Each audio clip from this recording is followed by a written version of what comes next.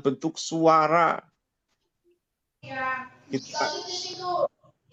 Teofani tidak ketika Abraham bertemu dengan 3 orang yang disebut di situ dalam malaikat dan Allah, itu juga namanya teofani, penampakan manusia.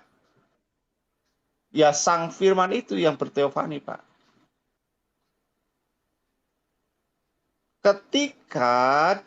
Ketika firman itu diutus menjadi manusia, itu sudah bukan berteofani lagi, tapi sudah berinkarnasi namanya. Firman itu berinkarnasi menjadi manusia yang kekal. Manusia yang sempurna, sepenuhnya manusia. Jadi tidak berteofani. Kalau berteofani, itu sementara. Penampakan sementara itu teofani. Tetapi ketika berinkarnasi, dia tidak sementara, tetapi dia lahir, kekal. Tidak sementara. Tidak seperti apa yang dilihat Abraham, atau yang dilihat Musa, atau yang bertemu Musa. Oke, udah jelas Bro Penginjil. Ya, silakan. Ayat ya. Pemahaman poin yang saya ambil adalah ketika zamannya Nabi Adam itu berteofani, tidak nuzul. Pada zamannya zamannya Yesua atau Yesus itu nuzul. Ya, begitu ya. Kalau saya ambil. Tapi kalau saya salah luruskan. Kau tanya aja, kau simpulkan lagi. Itu penjelasannya udah mantap kali, kau mau jelaskan lagi. Bukan yang ngejelasin Bang Erwin, saya ngambil poinnya. Ya nggak usah gitu, udah kau tanya apa lagi, udah poin itu semua. Catat aja semua, jangan ambil sepotong. Ya, oke, baik. Maka pertanyaannya yang itu sudah sari-sari rangkumannya itu. Kau mau potong-potong lagi. Udah itu semua jawabannya, bungkus saja. Saya nggak berkutat di situ. Maju ini maju. Ya udah, bikinlah yang maju, apalagi. Ya, kedepannya Bang Erwin, kedepannya itu kan dulu, sekarang, dan yang akan ke depan. Kalau yang ke depannya berteofani atau nuzul? Saya sudah bilang kekal. Saya sudah bilang firman itu menjadi manusia yang sempurna dan kekal. Kekal berarti untuk selama-lamanya. Udah kan tadi udah dijelaskan Mas saya, Pak. Iya. Kemanusiaan Yesus itu setelah dia naik ke surga, dia tetap manusia yang mulia. Kemanusiaan yang kekal dan berkuasa di bumi di surga udah dijelasin. Maka disebutlah dia duduk di sebelah kanan Allah Bapa. Duduk di sebelah kanan Allah artinya bahwa Yesus itu benar-benar diberikan Bapa itu kepenguasaan untuk berkuasa di bumi dan di surga. Penjelasannya sudah mantap gotak. Sudah bagus tadi itu. Tinggal kau bungkus saja semua itu tadi. Gak usah dirangkum lagi, udah rangkuman itu. Masa rangkuman dirangkum lagi? Iya. Oke, ini ada anti warisan, silakan. Ada lanjut yang lain dulu. Ya, jadi saya mau sampaikan dia berbaik. Ini ada 3. Kau biasa lihat itu pertama ada 3. Yahweh, Yesus, Tuhan yang Maha Kuasa. Itu cuma satu saja. Ini lari lagi Bapak ini ya. Gak usah lari-lari dulu. Jadi nggak usah ke sana kemari. Ya, lari-lari ke sana kemari, tapi yang tadi sudah disampaikan sama Abang itu sudah diragukan cari lagi kebenaran. Anti warisan silakan. Apa mau ditanya? Anti warisan. Kita terus tanya yang abang tua ini di dalam sudah mau tanya ulang lagi, tapi itu sudah dihapuskan oleh firman. Silakan anti warisan, apa mau ditanya? Ya, ini pertama-tama ini saya ingin menyapa sama teman-teman. Selamat malam Bang, apa kabar semuanya? Ya, alhamdulillah, puji Yesus, sehat. Ya, malam. Teman-teman saya Muslim Bang ya. Tapi ya Yesus, amin. Ya kita semua bersaudara ya Bang ya. Bersaudara dalam sebagai KRI. Ya, amin. Iya, betul. Ya. Jadi begini Bang, ini yang pertama tadi ini saya mau tanya, ini kan baru saya dengar lagi nih apa istilah inkarnasi ini bagaimana ini? Maksudnya inkarnasi ini kan seperti pemahaman agama di seberang itu kan seperti reinkarnasi, seperti itu ya Bang. Ya, inkarnasi dengan reinkarnasi beda, bro. Beda, betul. Tapi saya cari istilahnya ini enggak ketemu Bang. Iya. Coba barangkali bisa dijelaskan inkarnasi itu gimana Bang? Yang ada cuma reinkarnasi aja. Kalau reinkarnasi itu ajaran di dalam keyakinan yang lain. Ya, reinkarnasi itu kembali menjadi. Iya, kembali menjadi. Tapi kalau inkarnasi itu masuk kan menjadi. Maksud menjadi. Masuk, Pak. Inkarnasi itu masuk dan menjadi. Makanya dia masuk ke dalam rahim Maryam menjadi manusia. In itu kan kemudian dia masuk. Menjadi, gitu. In kan masuk, in. Jadi kalau inkarnasi itu berasal dari dua kata. Dengarin. In dan karo, karnis. Karnis itu daging, in itu artinya masuk ke dalam. Jadi firman itu masuk ke dalam daging, ke dalam rahim. Udah? Daging ya. Nah, jadi begini Bang. Kalau kita yakini bersama bahwa roh itu adalah firman, berarti yang dalam hal ini mana ada roh itu adalah firman. Menciptakan. Kau itu nggak ada itu. Ini malikil ini ilmunya nih. Ini dengerin itu adalah firman itu. Ajaran apa itu roh itu adalah firman? Nggak ada itu roh itu adalah firman. Roh itu kehidupan. Dengarin. Yang salah itu Bang ya. Bentar. Jangan dulu Bang. Ini saya dengar. Bukan dari persepsi saya sendiri. Iya, kau Islam toh. Di dalam Islam aja roh itu nggak ada firman. Kok kau bilang roh itu adalah firman? Bang, ini yang sampaikan ini. Ya udah kau tanya lah. Ini yang disampaikan dari kamu jangan memakai hal-hal begitulah. Yang sepahaman Abang ini yang sampaikan. Berarti dia yang salah dong. Kamu bertanya menggunakan premis. Kamu bertanya kamu mau tanya kamu mau bertanya atau kamu mau di sini apa? Mengajar itu. Udah, nggak ada ajaran Alkitab firman itu roh, nggak ada. Yang mengatakan bahwa firman itu adalah roh itu ajaran yang menyimpang, kolok-kolok. Udah. Firman itu kecerdasan Allah. Udah, itu baru. Apa sih? Iya. Paham. Mau bertanya. Jadi gini. Bukan. Bentar ya. Jadi gini bro, kalau kamu bertanya, tanya yang kamu mau tahu. Jangan kau tanya isi otak orang lain. Iya bang, itu nggak boleh, nggak bisa. Bagaimana kamu bertanya isi otak orang lain? Pemahamanmu aja. Udah, nanti saya turunkan kau kalau kayak gitu. Di sini diskusi yang bagus. Diskusi yang bagus itu artinya pemahamanmu dan yang tidak kamu paham bawa ke sini. Jangan bawa otak orang lain. Susah. Oh iya. Itu saya cuma menyampaikan aja yang berarti itu salah. Ya, penafsiran yang dia katakan itu salah. Nah, jadi begini Bang. Ini yang saya mau tanyakan berkaitan dengan yang berkaitan dengan ini Bang. Abang ini kan kepercayaannya Taurat atau ikut ke Paulus Bang? Kami percaya kepada Allah yang Esa Bapa di surga, yang diberitakan di dalam kitab Taurat, kitab para nabi, dan juga yang diberitakan oleh Paulus. Jadi kitab Taurat dan kitabnya Paulus yang ditulis Paulus itu satu kebenaran.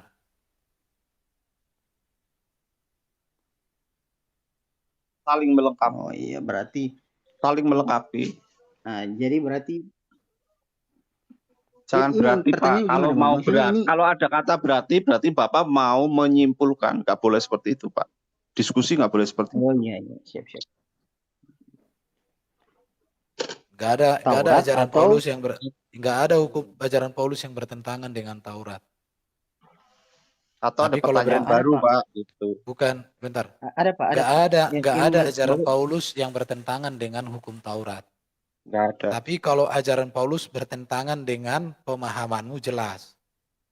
Jadi kalau kamu mengatakan ajaran Paulus bertentangan dengan hukum Taurat, karena kamu nggak paham hukum Taurat dan kamu nggak paham ajaran Paulus.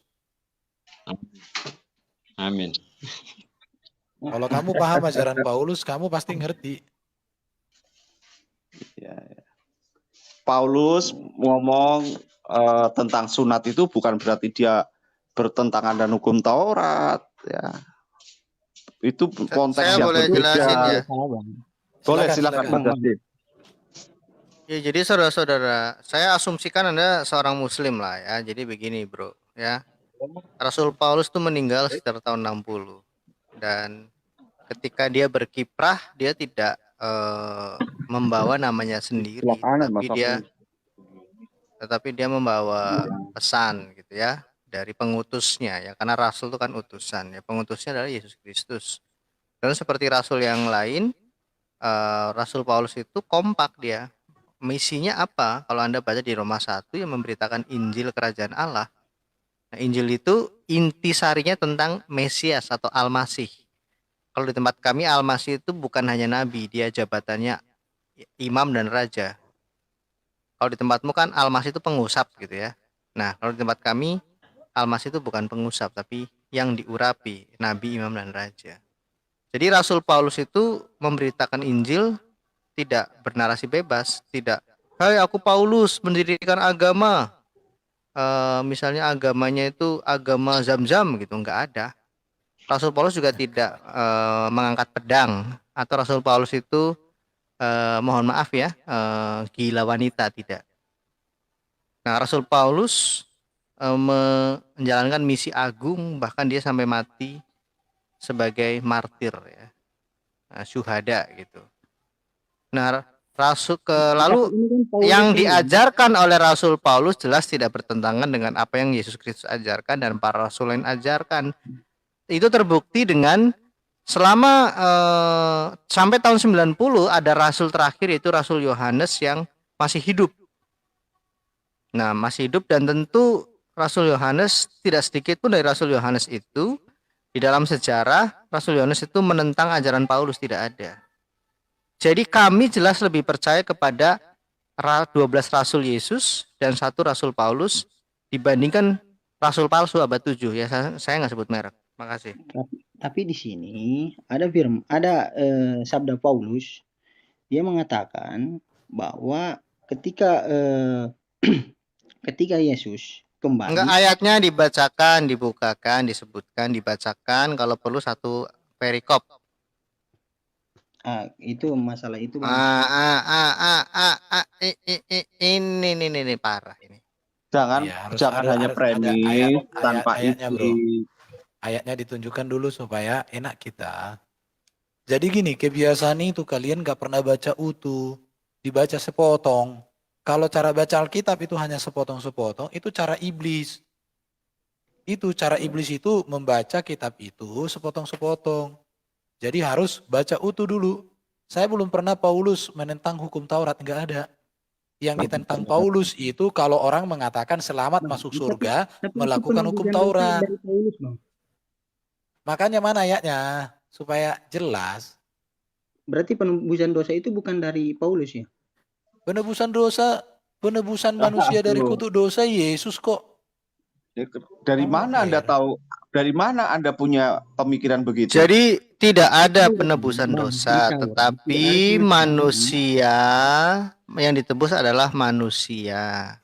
Dari apa?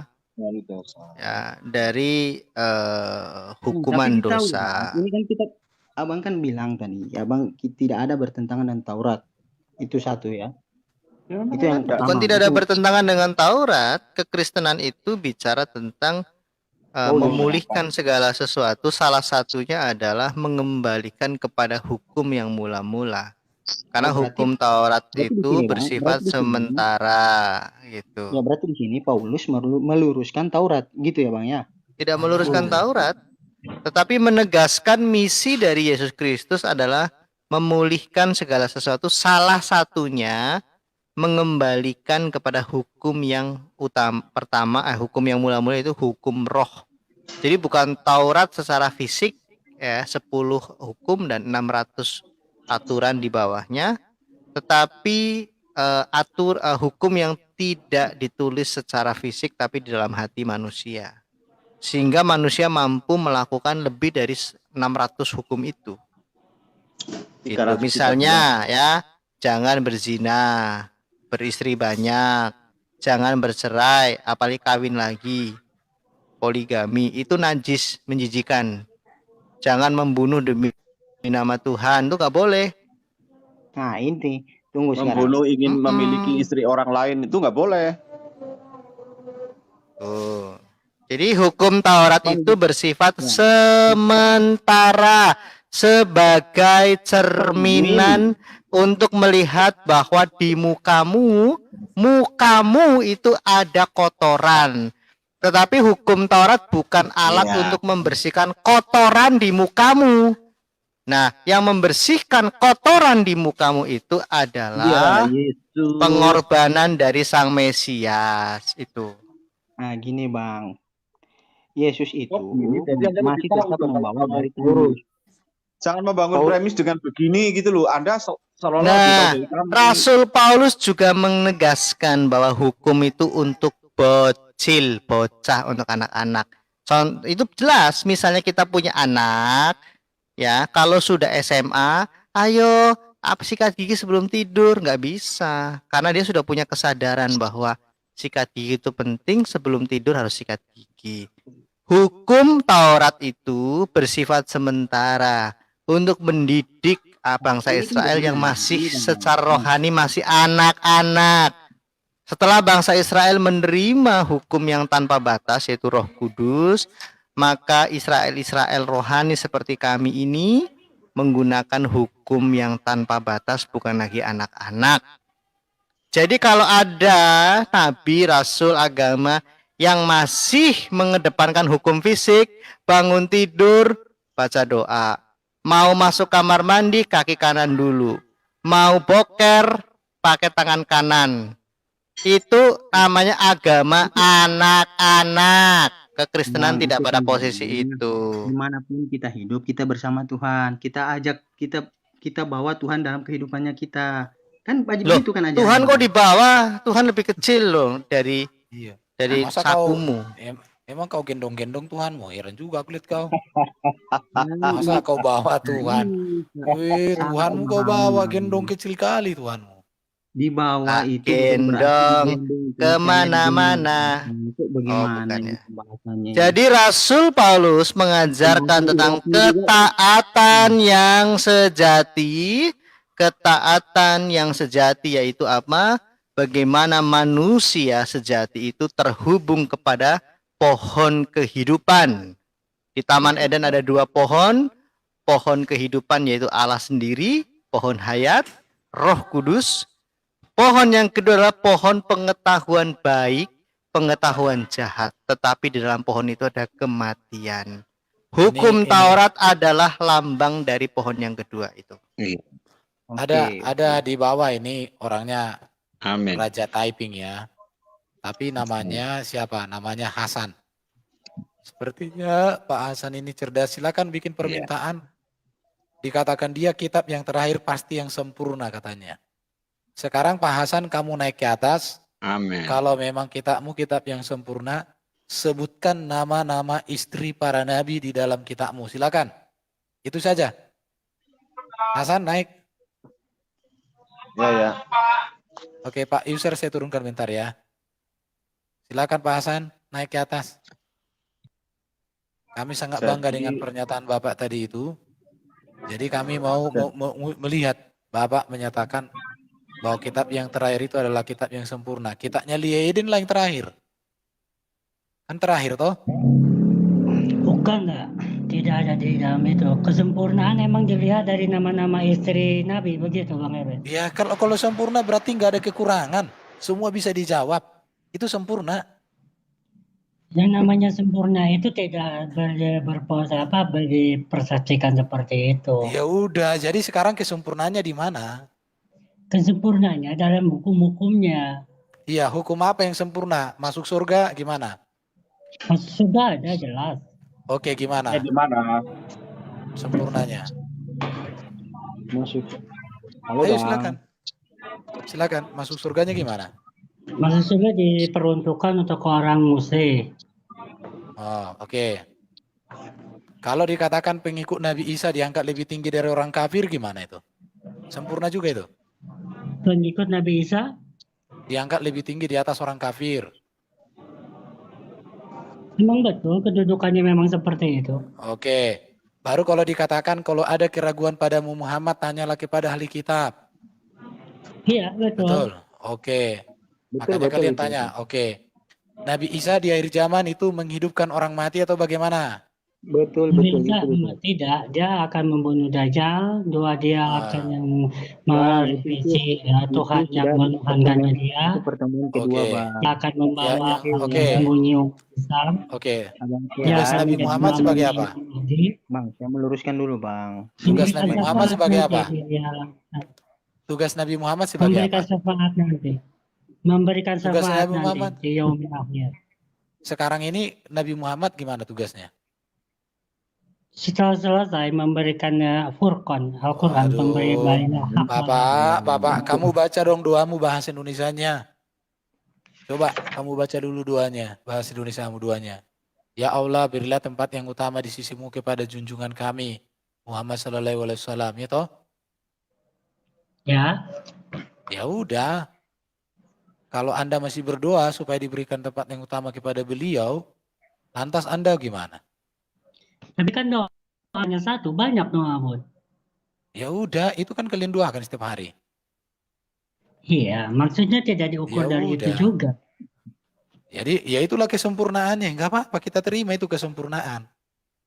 Ya, terima kasih, Bang. Iya itu kesempurnaan, nggak apa-apa. Kalian ini- berdoa untuk beliau itu, nggak apa-apa, itu kesempurnaan. Nah, jadi Oke, begini, silakan. Apa lagi mau ditanya? Nah, ini terkait yang tadi, Bang. Ini belum selesai, sudah. Hamzah, sudah silakan diputus. kamu naik Hamzah, naik kamu ke atas. Kau typing di bawah kayak singa. Disuruh naik nggak mau naik. Gimana sih lu, perbela lah kau ah. Ayo, Bang Hamzah. Naik, Bang. Ayo silakan naik diskusi. Buat- Iya udah, buat jadi teman-teman Pak ya. Ayat Jadi ya begini. kita terima ya kesempurnaan kitabmu bahwa kalian sampai hari ini masih berdoa untuk baginda itu. Jadi, Bang, ini tadi itu Gak kita apa-apa itu lurus. kita hargai itu. Kesempurnaan itu maksud saya Jadi tidak ada, bisa Pak. diukur dalam hal itu, Bang. Kalau masalah berdoa dikatakan ukuran menjadi sempurna, semua orang pun bisa, semua kitab pun menjadi sempurna ketika ada doa di situ. Kan Ya, begitu. itu kan logik berpikir perkataanmu. masyarakat. Ya kalau Oke. orang sudah di surga Bukan. didoakan yang di bumi nggak mungkin. Nanti Ini, Bang. Selamat malam. Iya selamat malam. Udah Pak Etia tenang dulu. Cari pertanyaan yang lebih produktif. Silakan pemburu radikal, apa mau ditanyakan? Oke, sebelumnya saya mau numpang izin sebentar, host. Tolong 180 orang follow saya ya. Kita tambah silakan teman, di-follow. tambah saudara ya. Follow ya, kasihan ya pemburu radikal. Kita saudara ya. Oke. Ya silakan di-follow. Habis itu unfollow lagi. Jangan dong. Silakan di-follow. Kita berteman selamanya ya. Penginjil Oke. TikTok ini di follow orang tanpa meminta loh bro. Setiap hari 300 nggak minta bro. Bang, Soalnya nanti kalau saya minta follow-nya terakhir sudah banyak yang benci dengan saya. Mumpung saya belum dibenci banyak orang, saya minta follow dulu dari sekarang. Ya. Udah, apa mau kau tanya tentang kekristenan? Oh, Berani bertanya, oke. berani Saya mendengar mau- jawaban.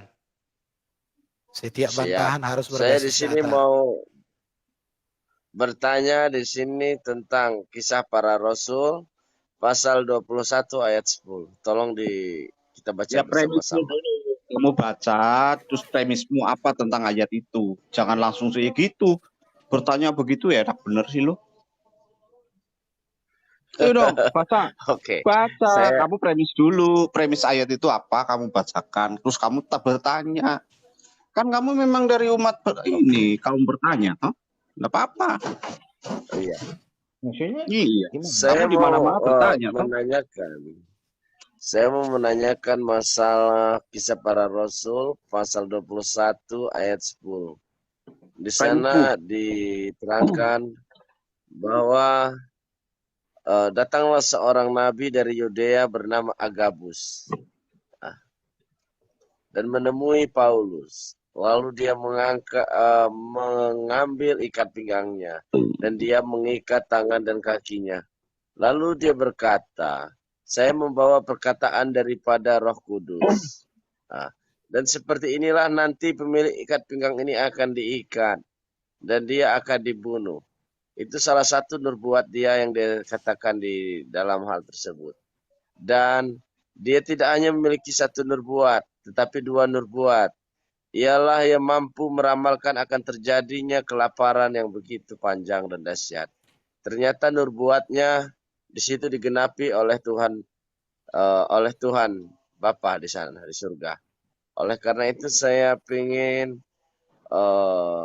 menanyakan tanggapan daripada saudara-saudara kita di sini semua tentang dari premis keberatan Kisah Para Rasul pasal 20. Iya, gampang itu, bro. Premis keberatanmu atas ayat itu atau permasalahan apa yang ada di benakmu tentang ayat itu aja dulu. Saya ingin bukan keberatan. Ya, saya di sini justru sependapat dengan Paulus bahwa Nabi Agabus adalah utusan terakhir yang datang kepada Paulus. Itu siapa? Ya, dia nabi yang datang dari Yudea. Dia membawa nubuat dan dia membawa perkataan daripada Roh Kudus. Itu di mana tahu? Yudea di mana? Ya, saya belum pernah ke sana, tapi saya yakin Yudea itu tidak jauh lah dari tempat-tempat apa namanya itu, Yerusalem. Ya, terus mau dibawa kemana Agabus itu? Ya, dalam hal ini Agabus adalah nabi. Mau dibawa ke Muhammad begitu? Ya. Oh tidak. Saya di sini ingin bertanya, tujuan dan maksud saya di sini masuk ke dalam forum ini, saya ingin bertanya kepada saudara-saudara yang mengimani kitab tersebut. Pak Erben dibuka, Bukankah salah? Dibuka, iya, Pak. Dibuka saja. Dibuka terus kita lihat konteks ayat itu. Jadi Agabus ini kan salah satu nabi yang meramalkan kelaparan yang terjadi pada tahun 46. Kisah Rasul 11 ayat 27-28. Kemudian dia menubuatkan penawanan dan pemenjaraan Paulus. Makin dekat Paulus dengan Yerusalem, makin nyata dan pasti penyataan-penyataannya. Nubuat Agabus tidak melarang Paulus pergi ke Yerusalem, tetapi memberitahu apa yang menantinya kalau dia pergi. Perhatikan bahwa tidak ada peristiwa tercatat dalam PB di mana karunia nubuat dipakai untuk memberi bimbingan pribadi kepada orang dalam hal-hal yang dapat diputuskan menurut prinsip Alkitabiah. Keputusan-keputusan yang berhubungan dengan moralitas, membeli atau menjual, perjodohan dan masalah keluarga harus diambil dengan menerapkan dan menaati prinsip firman Allah dan bukan dengan memakai landasan nubuat. Nggak ada muter-muter ya. Ahmad, kamu naik Ahmad. Ahmad ini masih ada 1-0 tuh naik sini kamu. Bro Justin keluar ya? Dia lagi persiapan mau keluar kota. Oh ya. Oke. Yang mau ditanya Pak dari situ pemburu radikal yang gak ada masalah dengan si Agabus itu. Iya. Jadi dia bernubuat saya akan ingin menegaskan di sini, saya percaya dengan apa yang dikatakan oleh Paulus bahwa Agabus adalah nabi. Siapa yang mengatakan yang itu terakhir? Paulus? Ya, di situ dicatat di dalam Alkitab. Bukankah dasar keimanan kita? Dia mengatakan di sana di dalam Kisah Para Rasul. Aduh. Datanglah seorang nabi dari Yudea. Iya. Aduh. Sudah ditegaskan. Kamu tuh itu apa sih menyambungkan Agabus dari nabi dari Yudea sih? Apa hubungannya?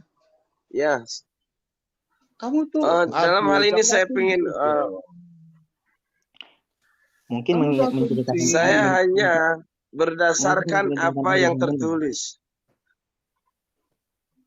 Ya nggak apa-apa kalau di si Agabus disebut nabi. Ya tapi ngomong si Paulus siapa ini?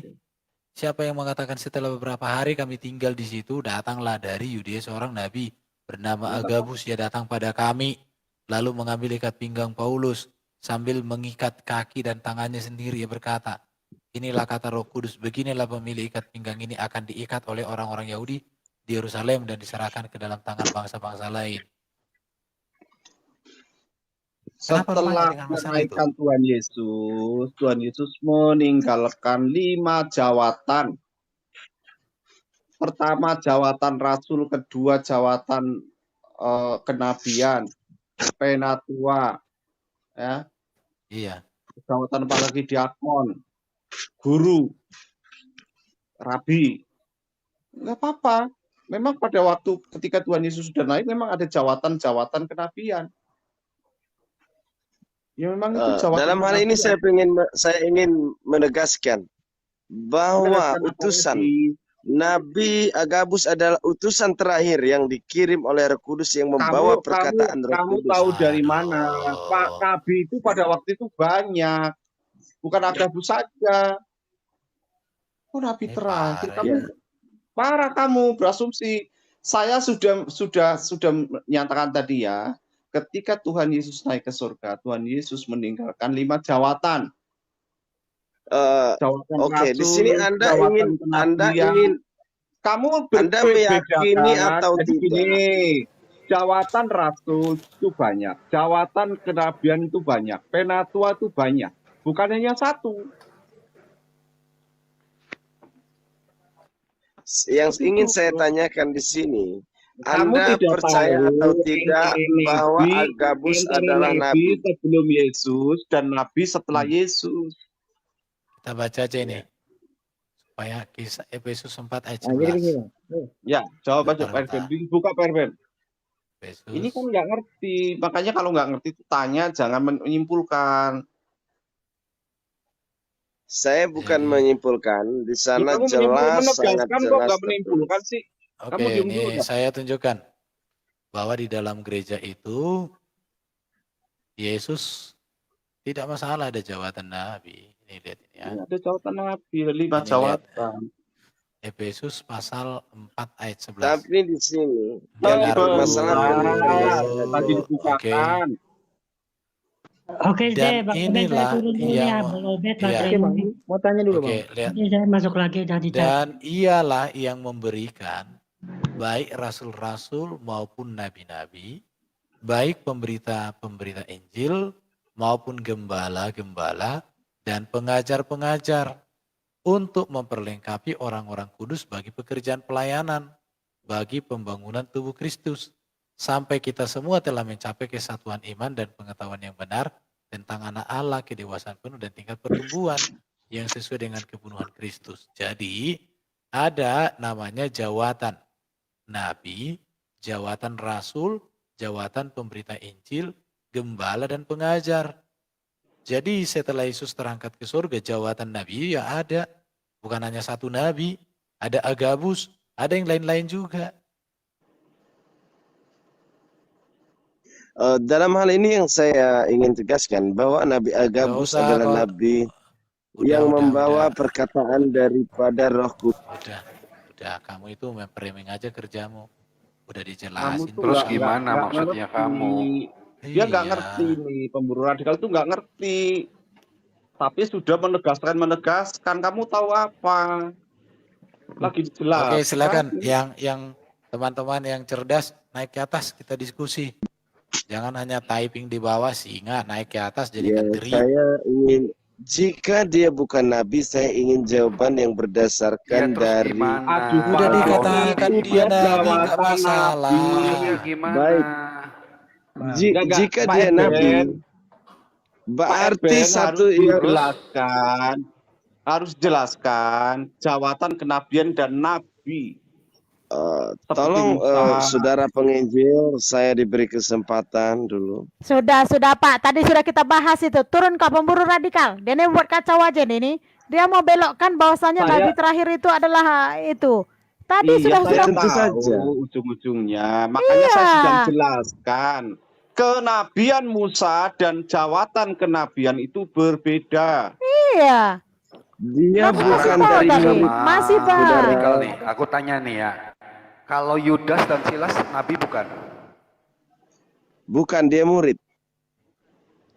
Murid dari mana kamu taunya? Dia ini Muslim Ya, saya Pak. tahu. Bukan Dia tidak bukan tertulis. ini. Iya, dalilnya dari mana? Saya hanya membaca dan percaya tentang kisah para rasul pasal saya 21. tanya, Yudas dan Silas tuh nabi bukan? Saya tidak mau menyandingkan Jangan murid. lari-lari, jawab dulu, Yudas dan Silas tuh nabi bukan? Ya tolong dijelaskan, Pak. Makanya saya sudah jelaskan kamu kan bilang, kamu kan tahu Agabus. Sekarang saya tanya balik sama kamu. Agabus kan tadi udah dijelaskan sama Erben. Saya balik tanya sama kamu, Yudas dan Silas apakah seorang nabi atau bukan?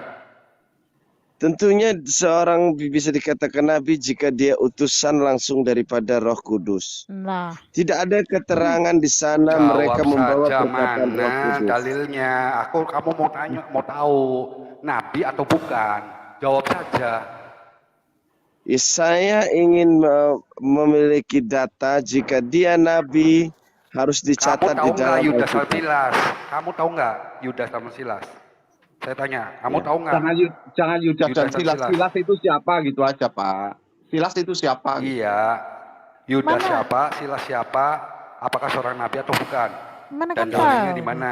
Dalam hal ini dia Nggak bisa jawab. harus bersifat Nggak bisa utusan jawab. saudara. Pak, kamu Kalau nggak nggak bisa perlu jawab, diem. Kamu nggak Oke, tahu apa-apa dengerin. berarti. Bentar ya. Ini saya tunjukkan data samamu bahwa di dalam perjanjian baru yang disebut dengan nabi itu kan hanya yang kamu sebut tadi. Ini lihat, Yohanes Pembaptis juga disebut sebagai nabi. Tapi Yang mereka berikut, tidak memiliki Agabus. nubuat. Ini Mereka Agabus. harus memiliki. Dengar. Oh, Ini Kamu nggak Agabus. ngerti, Yudas sama Silas ya. aja nggak ngerti, tapi banyak mulut. Masuklah ke room Muslim Pak. Tidak usah ke Kristen. Oke, bentar dulu Ibu Ruth. Lihat ya. Baru Tolong Paulus juga dibacakan nabi. Agabus. Pada waktu itu dalam jemaat di Antioquia ada beberapa nabi dan pengajar. Ada ini Saulus ya. Kemudian kita lihat ini Barnabas juga nabi. Nabi dan pengajar yaitu Barnabas. Kemudian ada Simeon. Barnabas dan Simeon yang disebut Niger. Barnabas, abang percaya juga bang ya? apa Ya sih? ada Kamu kok nggak ngerti Barnabas di Alkitab. Ini Kamu nggak ngerti Barnabas. jawatan kenabian dan nabi dan jawatan kenabian itu berbeda. Di dalam pasal 20 Di dalam apa? ayat 10 Kamu dijelaskan jawab itu. dulu, Yudas sama Silas nabi bukan. Udah. Di sana nabi, dijelaskan di mana tertulis dalilnya? Kalau nabi, bukan, dalilnya di jawab mana? nabi. Dia Saudara, Dijawab dulu. kita dasar. Saya jawab, boleh? Saya jawab. Nanti gantian kalau kamu udah jawab, saya yang nanya sama kamu. Baik, saya jawab ya. Baik. Ya, Tentunya di sini dasar keimanan kita salah satu kita, daripada kaum dasar Muslim, keimanan kita, adalah Anda kok Kristen. kita, percaya. Kok kita? Kalau saya tadi itu selesaikan sudah dulu. membuat kacau itu di room sebelah. Ini kami bahas tadi. Kamu itu nggak ngerti jawatan kenabian kok ngaku Kristen. Kau Tolong, ini nggak takut dosa apa kau nih? Seorang Kristen pasti tahu bisa membedakan nabi dan jawatan kenabian. Itu karunia Tentunya Roh saya ingin menjelaskan Kudus. dulu. Berikan saya kesempatan untuk menjelaskan. Jawab dulu. Masa Muslim nak ngajari ahli kitab? Tentunya Aneh di kau nih. sini yang saya pertanyakan bukan masalah hanya Jangan satu. ditanyakan Kamu dulu, menyatakan jawab dulu. Di kisah mana Rasul aja, kisah Yudas Rasul dan kok Silas ngaku Iya. apakah seorang nabi atau bukan? Kalau seorang nabi dalilnya di mana? Ya, sebentar, Kalau sebentar. Saya bukan mau nabi menegaskan dalilnya dulu. di mana? Ini pemburu radikal Kristen atau Muslim kamu? Muslim dia nih. Ya, jangan Kalau langsung Kristen, gitu dia lah. tidak akan menjelaskan kisah Rasul, nggak Pastikan ada. aja Bro Wawan, pastikan aja suruh para rasul, sahadat para rasul. Nggak dari bahasanya aja saya tahu dia Muslim. Muslim. Tadi kami Dari bahasanya aja pakai bahas ini juga, menyebutkan Pak. kisah Rasul itu Saya kisah tidak Rasul. mau pembahasan yang melenceng dari materi. Ya, Tolong puaskan Iya. saya. Pergi kau. Kalau tidak saya turunkan. Sekarang Kalau kamu tidak saya jawab turunkan. dulu. Yudas sama Silas, nabi atau bukan? Itu jelmaan Juma, Pak. Dia tuh nanti berkuak-kuak dia tuh. Di sini yang tolong kita fokus ke teks. Oke ya, ini Kamu saya jawab Iya, dulu. jawab dulu. Kamu fokus dulu. Kristen atau Muslim, biar aku jelas ini. Ini saya bacakan dulu Ya ya. monolog ini data, ya. lihat. Agabus, lihat ini ya. Itu seorang Kristen dalam gereja mula-mula yang dicatat dalam Kisah Para Rasul. Menurut tradisi, Sinaksarion tentunya ini, ia Ya. adalah salah seorang dari 70 murid yang dikisahkan dalam Injil Lukas. Dalam Kisah Rasul 11, 27-28 dicatat bahwa suatu waktu setelah Paulus mulai tinggal di Antiochia bersama Barnabas, dan di sana orang mulai menyebut para murid orang Kristen, datanglah beberapa nabi Agabus. Beberapa nabi Agabus termasuk diantaranya. Dari Yerusalem ke Antiochia, oleh kuasa roh, Agabus bangkit dan mengatakan bahwa seluruh dunia akan ditimpa bahaya kelaparan yang besar. Hal itu terjadi pada masa Kaisar Claudius tahun 45 Masehi. Dan itu sesuai dengan sejarah ya, luar biasa. Sejumlah sejarawan non-Kristen, Suetonius dan Tacitus bercatat bahwa kelaparan itu menurut sejarawan Yahudi Romawi, abad 1 Masehi, Flavius Josephus bencana kelaparan itu begitu besar hingga Yerusalem banyak orang mati karenanya. Beberapa tahun kemudian, tahun 58, ketika Paulus dan Lukas sampai di Kaisarea, dalam perjalanan ke Yerusalem datanglah Nabi Agabus dari Yudea pada mereka, lalu mengambil ikat pinggang Paulus sambil mengikat. Jadi ini ada Nabi kok. Dan ini kelompok dari 70 murid Yesus. Paulus juga disebut Nabi kok. Tidak, saudara.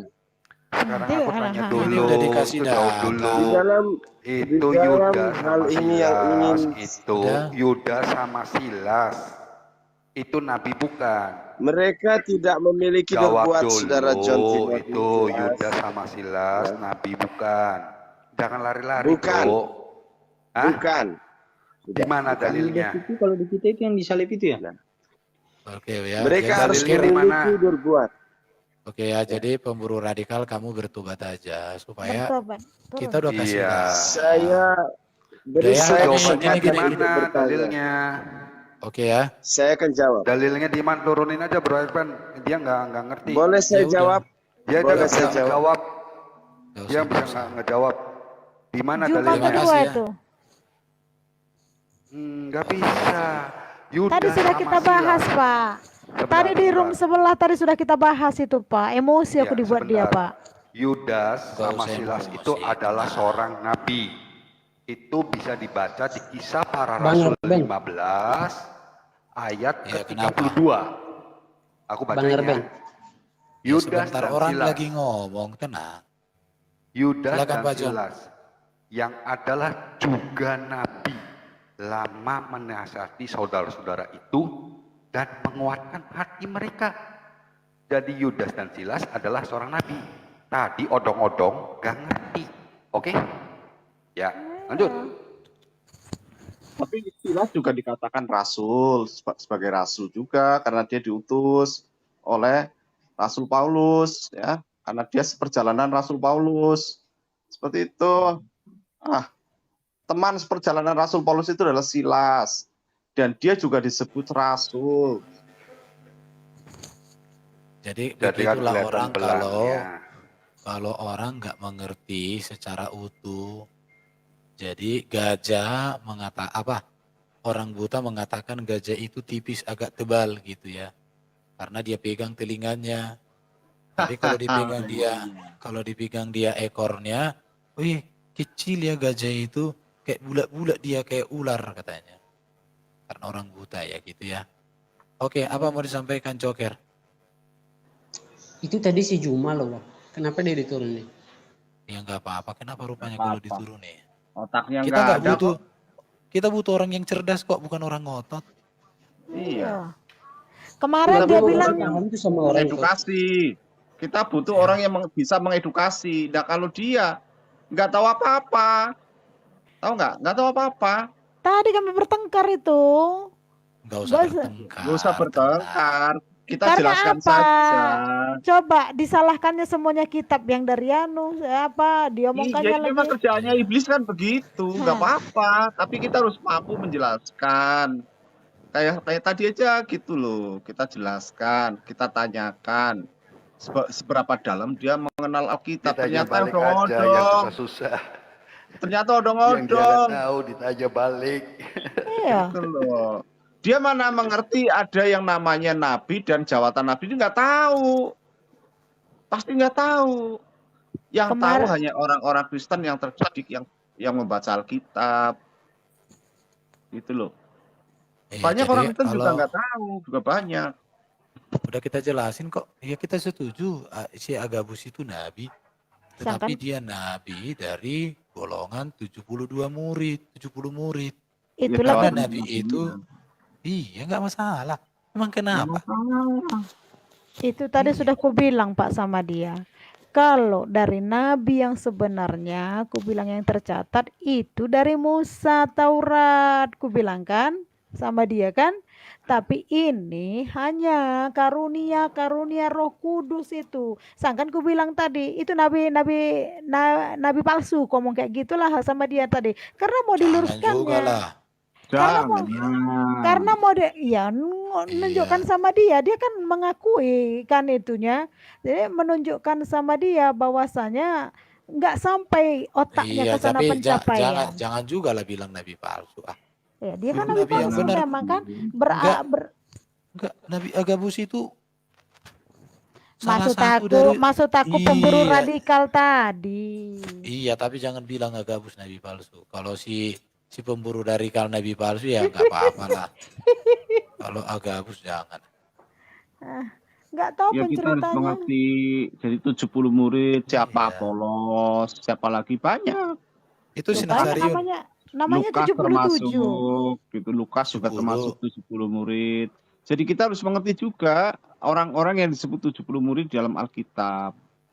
Dia ini mau menyarankan, 70 murid itu disebut nabi juga disebut rasul. Rasul adalah utusan. Iya. Oke, siapa lagi mau naik ini? Ini ada mau naik. Apa mau disampaikan Joker? Enggak, aku kira tadi si Jumanya tetap aja di atas. Nggak bisa. Kalau dia mau mengacak-acak Alkitab nggak bisa. Saya nggak rela. Tadi seperti berjemaah dia tadi di saya matikan. Saya paling tidak Agabus bisa. bukan murid kata dia. Udah dikatakan dia golongan dari 70 murid. Bang, ini mau tanya ini. Udah. Bang, ini mau tanya ini. Pokoknya kalau di roomnya RBN nggak ada yang bisa acak-acak lah. Iya. Bentar ya, saya naikkan dulu si ini.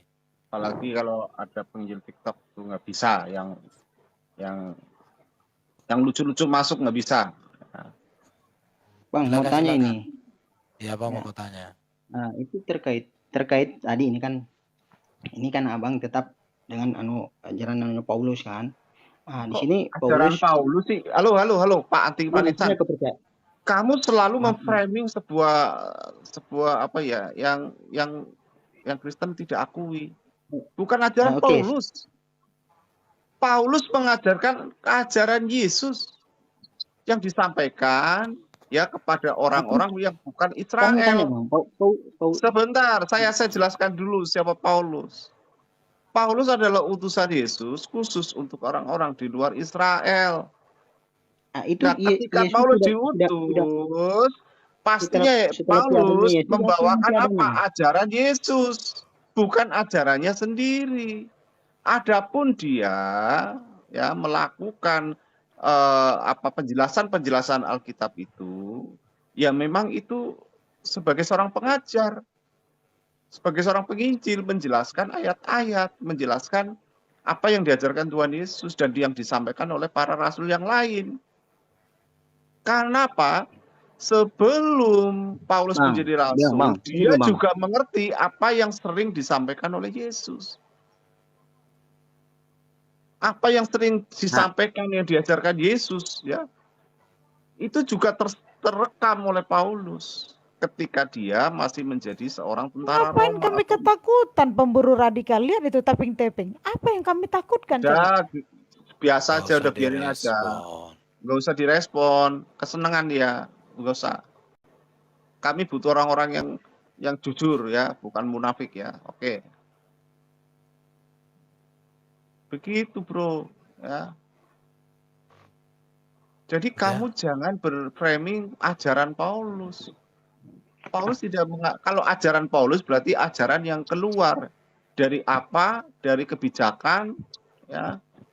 Dari Paulus. Kalau Paulus bukan dari Paulus. Dari apa yang dia dengar tentang pengajaran Yesus Kristus yang disampaikan kepada bangsa-bangsa di luar Israel. Berarti Paulus adalah murid Yesus gitu. Dia pasti murid Yesus. Dia Yahudi atau non Yahudi, Bang? Yahudi, dia juga seorang Roma, juga seorang Yahudi. Dua keluarga negaraan. Roma 11:13, Bang, dia tidak mengakui kalau dia Yahudi, Bang. Roma 11:13, dia tidak mengakui dia Yahudi, Bang. Aduh. Di mana ayatnya? Baca, Bang, di Roma 11:13. Ini dibaca kok dibaca. Kamu yang bawa dong. Baca. Kamu tahu konteksnya dia bicara apa? Salah.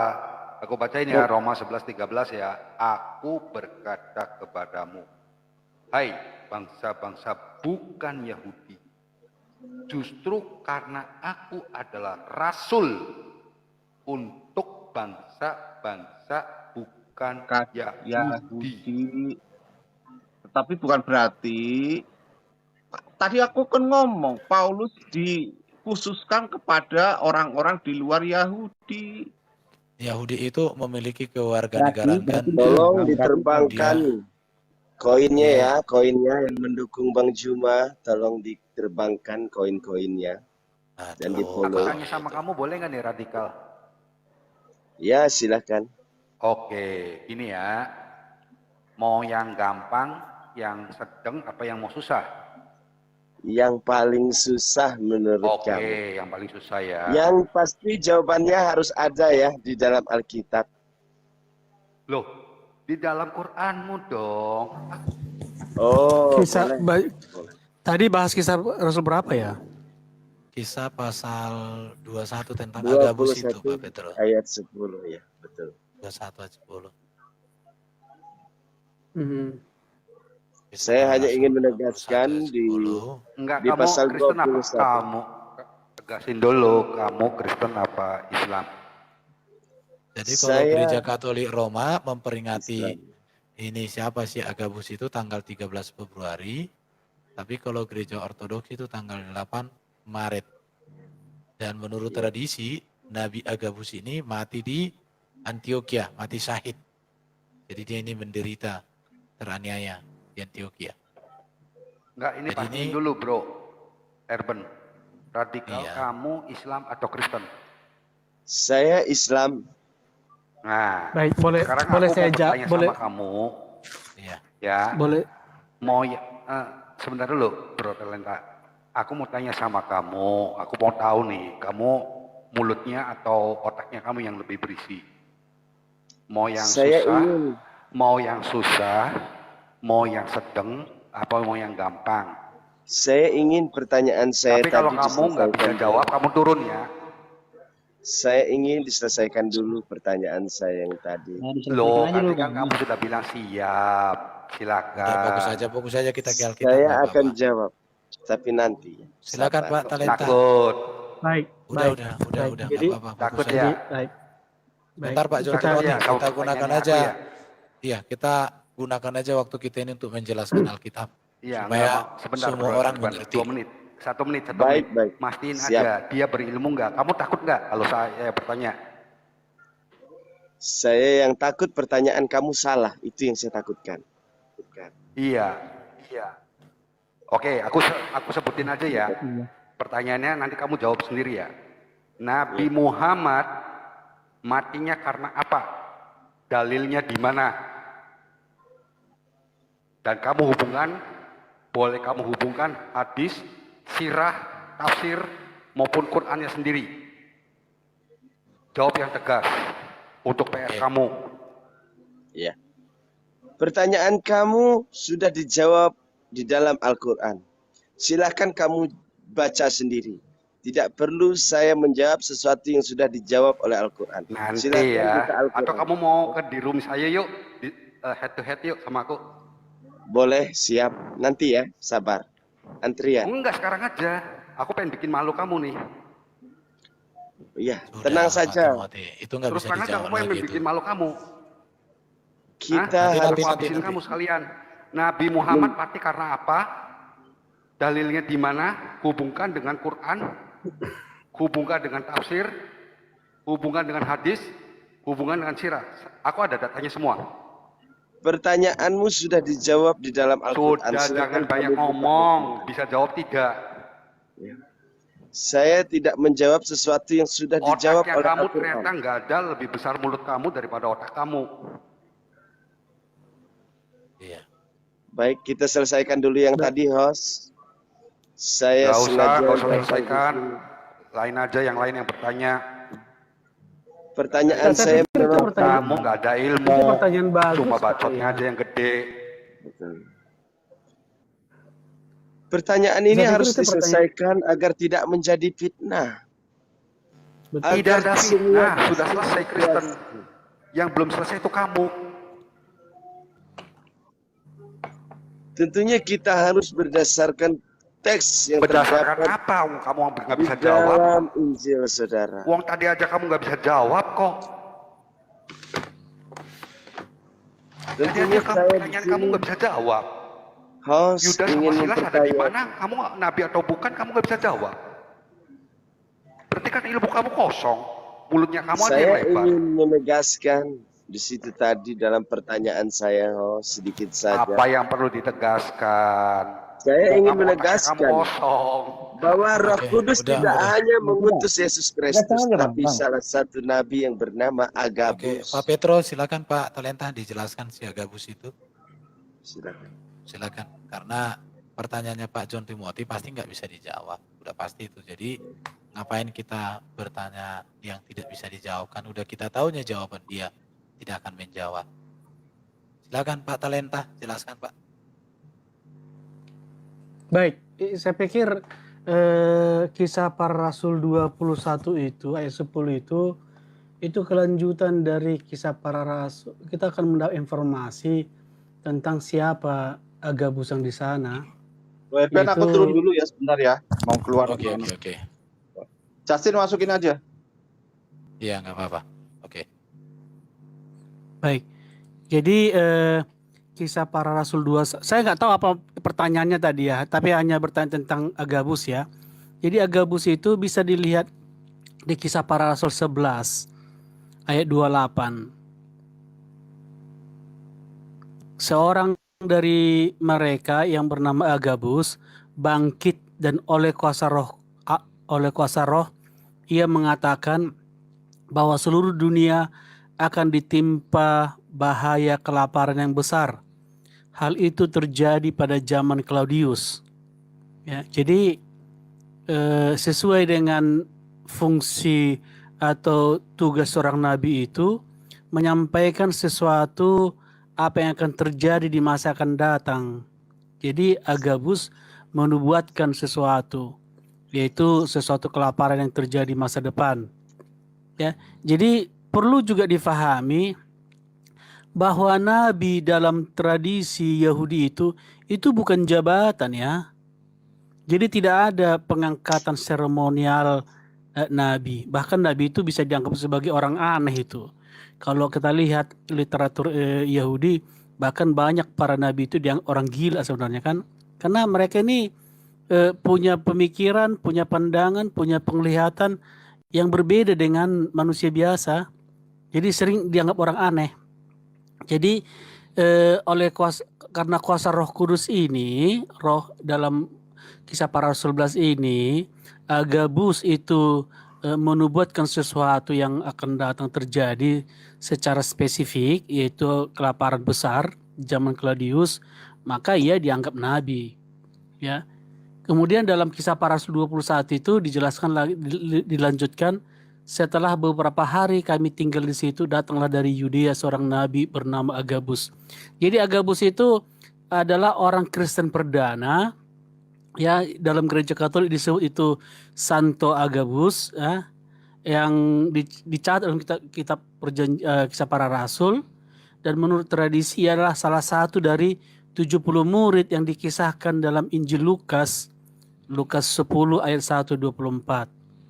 Nanti panjang ceritanya lah kalau soal Agabus itu, bagaimana tentang nubuatannya itu. Jadi memang Boleh dalam saya hal tanggapi? ini dia dianggap nabi. Silakan Ustadz Zuma. Oke, silakan. Terima kasih. Di sini yang saya sangat setuju sekali dengan keterangan dari Bapak Talenta Nostra. Saya sangat setuju bahwa Nabi Agabus mendapatkan kuasa daripada Roh Kudus.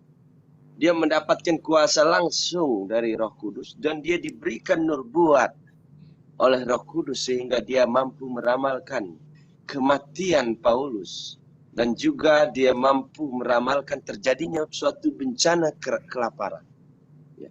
Saya sangat setuju dengan perkataan Saudara Talenta bahwa Nabi Agabus adalah nabi yang diutus langsung oleh Roh Kudus dan dia membawa kuasa dari Roh Kudus.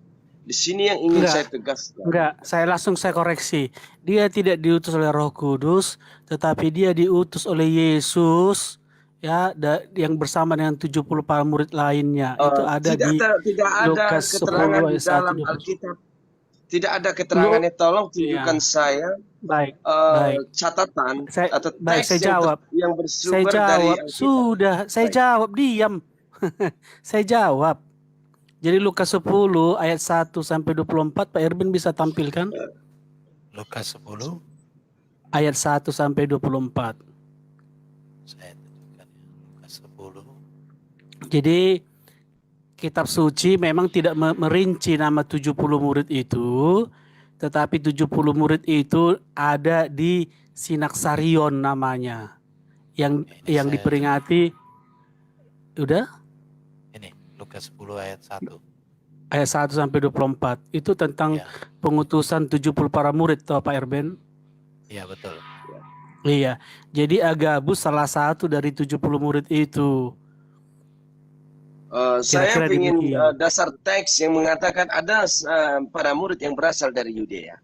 Di sana dijelaskan, ditegaskan sangat jelas tulisannya di dalam pasal 21 ayat 10 bahwa datanglah seorang nabi, bukan datanglah seorang murid. Nah, saya ingin apabila dia dikatakan bukan seorang nabi tapi dia murid, saya ingin teks yang bersumber dari Alkitab. Karena Alkitab adalah salah satu dari dasar kita mengimani kepercayaan kita. Kita ambil dari teks. Silakan. Baik. Jadi kitab suci hanya mencatat 70 para murid, ya. Ke-70 murid itu tidak disebutkan di kitab suci, tetapi itu ada dalam Sinaksarion gereja. Nanti tinggal di googling aja, tinggal ketik nama 70 para murid, pasti akan muncul nama itu di Sinaksarion. Ya sama seperti kitab Anda juga kan, siapa yang diserupakan, bahkan kamu tidak tahu siapa yang diserupakan.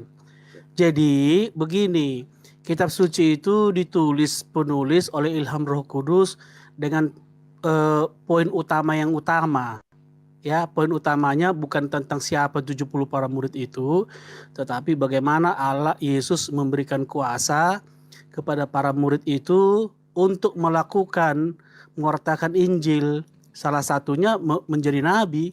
Ya, artinya ketika diberi kuasa atas roh-roh jahat, atas menyembuhkan orang sakit, menghidupkan orang mati dan seterusnya. Pak Erben, ada kan dijelaskan bagaimana Yesus memberi kuasa kepada 70 murid itu? Nah, salah satunya ya Salah satunya adalah kuasa untuk menubuatkan sesuatu. Jadi seorang murid bisa menjadi nabi ketika dia melakukan tugas nubuatan, ya dia adalah nabi. Ketika dia melakukan tugas sakramental, dia adalah imam. Ketika dia melakukan tugas kepemimpinan, dia adalah gembala. Ketika dia melakukan tugas pengajaran, dia adalah guru atau magister. Jadi jabatan nabi itu bukan seperti yang ada dalam agama Anda, suatu jabatan khusus, ya, istimewa, yang lain daripada yang lain. Bukan. Saya pun bisa jadi nabi ketika saya diberi kuasa atau karunia untuk menubuatkan sesuatu. Tetapi jabatan nabi itu bukan jabatan permanen, ya. Jadi begitu kira-kira yang ingin saya tanggapi, tidak ada teks atau literatur yang mengatakan sang nabi itu mengatakan bahwa Agabus 70 murid itu. Ya, di sini saya mau teks yang terdapat di dalam Alkitab bahwa diterangkan Agabus diutus oleh Yesus. Tapi yang tertulis di dalam pasal di dalam Kisah Para Rasul bahwa dia membawa kuasa dari Roh Kudus, perkataan Roh Kudus. Ya udah, dia mendapatkan wahyu dari Roh Kudus. Boleh saya jawab, Pak? Saya ingin menegaskan sedikit. Baik. Dia adalah utusan, salah satu utusan sama seperti Yesus, utusan Bapa di surga. Baik. Baik. Saya jawab ya Bapak Ustadz ya. Jadi benar